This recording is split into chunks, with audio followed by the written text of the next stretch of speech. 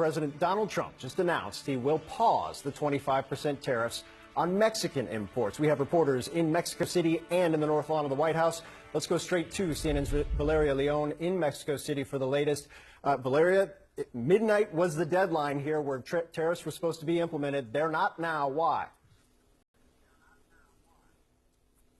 So in a surprising shift, tariffs on Mexican goods are now on pause after President Sheinbaum and President Trump reached an agreement. So rather than presenting today Mexico's response to the Trump administration tariffs, President Sheinbaum confirmed that she had a conversation with President Trump this morning, what she described as a long call of 45 minutes to talk about immigration issues and the interest that both countries have in reducing fentanyl consumption.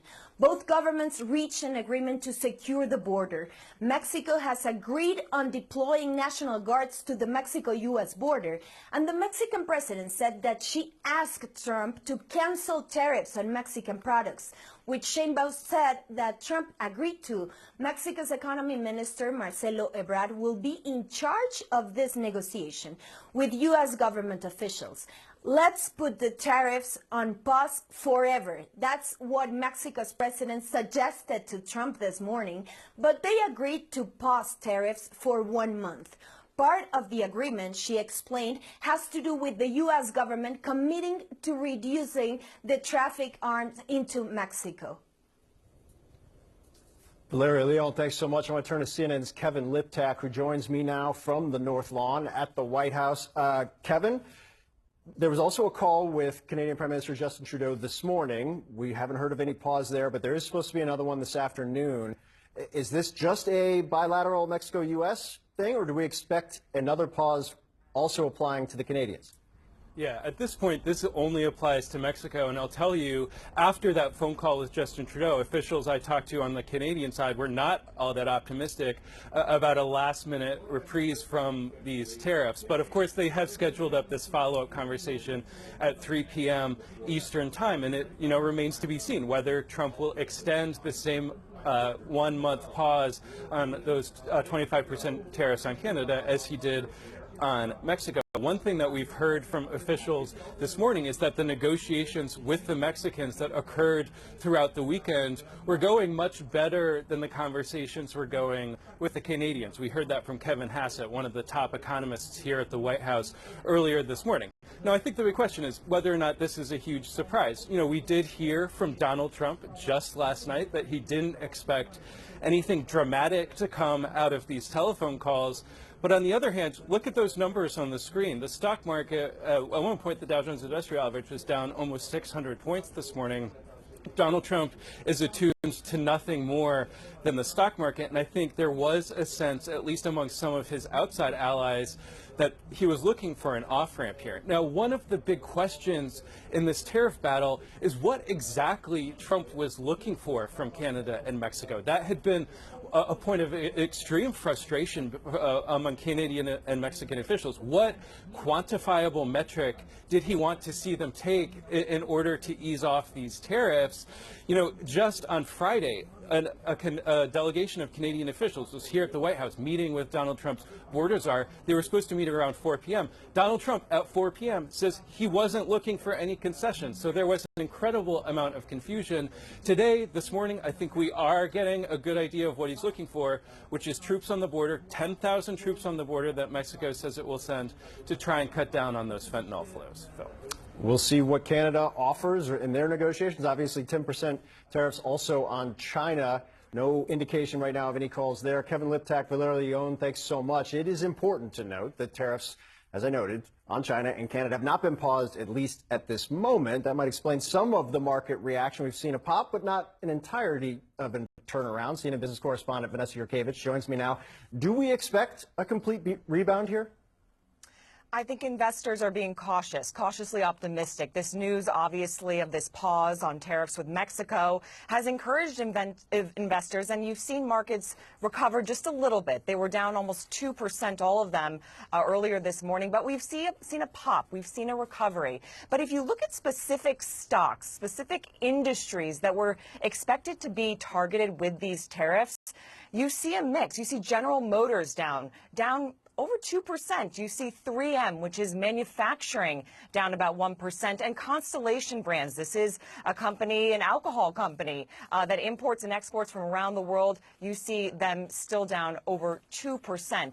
So investors still feeling a little bit shaky about whether or not tariffs will also be paused with Canada and Mexico, two of our key trading partners. As it stands right now, tariffs are set to go into effect with Canada, 25%, and about 10% with China. And the goods that are going to be impacted for everyday Americans, you see it right there: grain, livestock, sugar, fertilizer, lumber, oil and gas, only going to be targeted at about a 10% tariff coming in from Canada. And then from China, electronics, home appliances, toys, and footwear. Americans, we buy about 50% of our footwear from China, so that's a significant amount. So we are waiting to see what happens. And of course, Phil, retaliatory tariffs happen. We've already heard from Canada that they're expecting to retaliate with 25% tariffs against goods that are coming out of the U.S. and into Canada. We'll see. There's another call, as you mentioned, scheduled with Trudeau later this afternoon. Will there be a turnaround like there was with Mexico, Phil? We'll have to wait and see. All right, Vanessa Yukevich, thanks so much. Joining me now for more on this, former Michigan Congressman and Governor James Blanchard, also served as the U.S. ambassador to Canada. Sir, the biggest question right now is this the start of a complete turnaround, or is Donald Trump planning to split this on some level, and Canada is still going to have to face the tariffs? Do you have any insight right now? Now, I think there are people hoping there'll be some sort of deal soon and work things out. It's harder with Canada because the basis for attacking them it's ridiculous. Trump is accusing them of being a national security threat. That's absurd. We share all intelligence. We've been allies with Canada since World War I. There's minuscule amounts of fentanyl coming in from Canada, and there are more migrants going north to Canada than south from Canada to the U.S. So the basis of all this is absurd. Hopefully it'll get worked out. But if we don't, the prices in Michigan and elsewhere, cost of living on food, cars, automobiles, will go up. It's inflationary. And look, everybody who knows anything about Canada and trade knows what I'm saying is true. Beyond that, though, if we get a deal or a reprieve or something, the long-term damage to our relations with Canada has really, really been severe.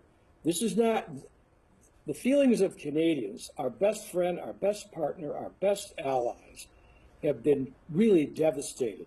They're not only hurt, they're at this point angry. It's going to take a lot of time, many months, maybe years, to repair the damage to our partnership with our trusted ally, Canada. And everyone in Canada watching this knows what I say is true. This is tragic for no reason, no excuse here for us to do this to Canada. And with Mexico, again, you don't want to treat your partners and your neighbors this way. And by the way, it's disgusting to watch Trump constantly threaten Canada and Mexico, but in Canada's case, constantly threaten Canada and belittle them as he's moving on with his policies. It is really insulting, and it is a terrible representative of the leader of the United States of America. No American president has ever acted like this toward Canada, or frankly almost anybody else. To the point. You broke up.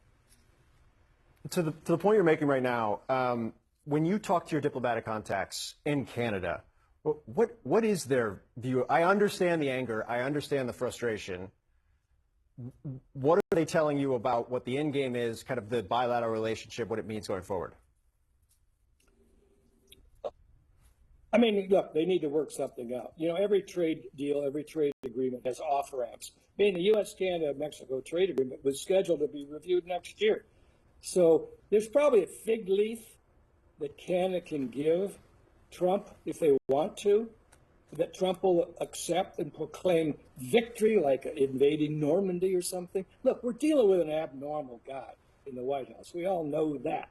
The problem Canadians have is they don't understand why the United States Senate is standing up to him. They really wonder about that. Sure, there could be a short-term